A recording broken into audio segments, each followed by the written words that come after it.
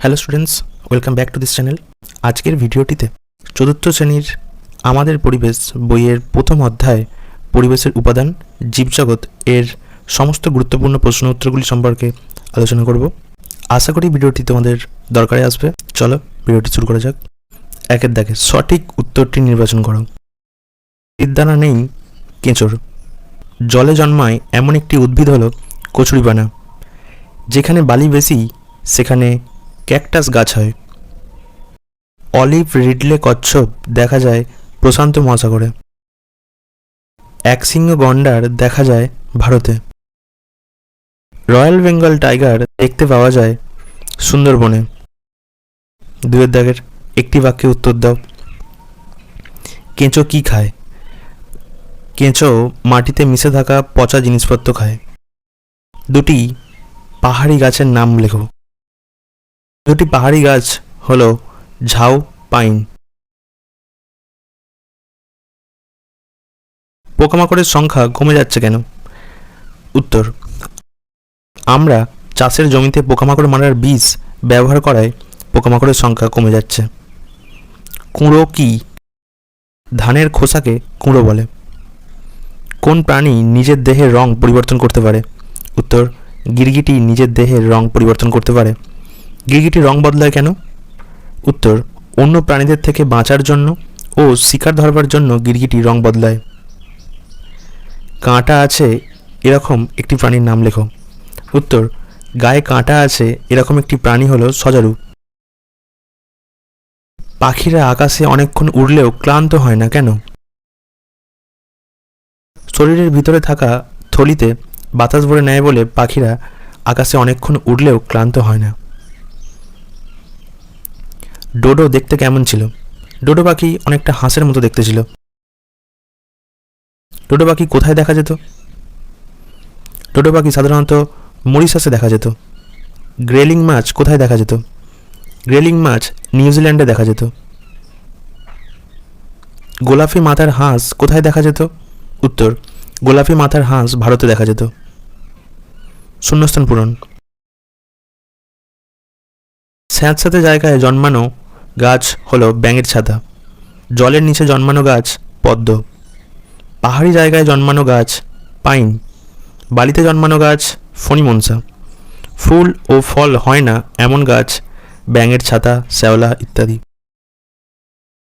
বিষাক্ত গাছ ধুতরো, বিচুটি।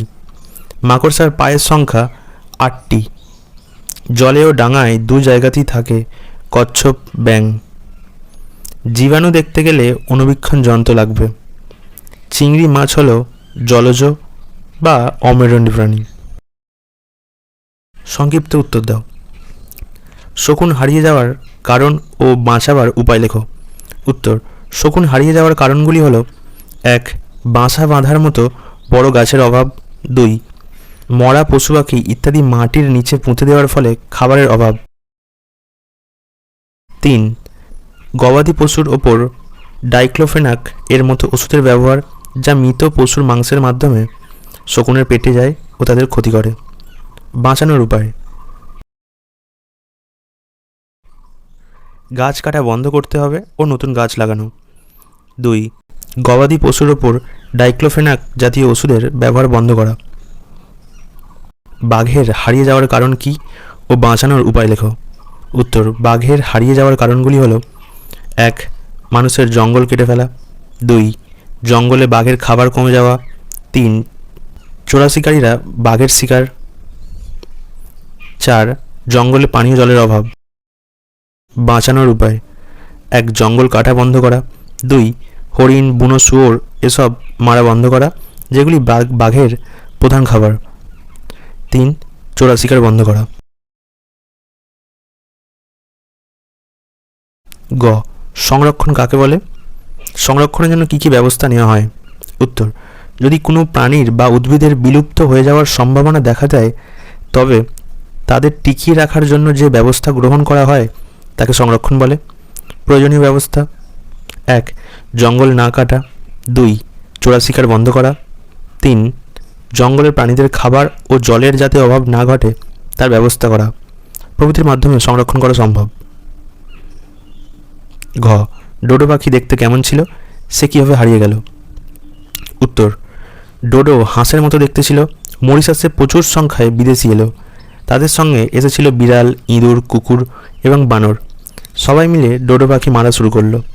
ফলে আস্তে আস্তে ডোডো পাখিরা হারিয়ে গেল। এরপর 5 দাগের স্তম্ভ মেলাও। উত্তরগুলি হলো বালিদ্বীপ বাঘ, ভারত গোলাপি মাথা হাঁস, হিমালয় বামন তিতির, মরিশাস ডোডো পাখি, নিউজিল্যান্ড গ্রেলিং মাছ, গ্যালাপাগোস দ্বীপপুঞ্জ কচ্ছপ। ব্যাস, এই ছিল আমাদের পরিবেশ বইয়ের প্রথম অধ্যায়ের সমস্ত গুরুত্বপূর্ণ প্রশ্নোত্তর।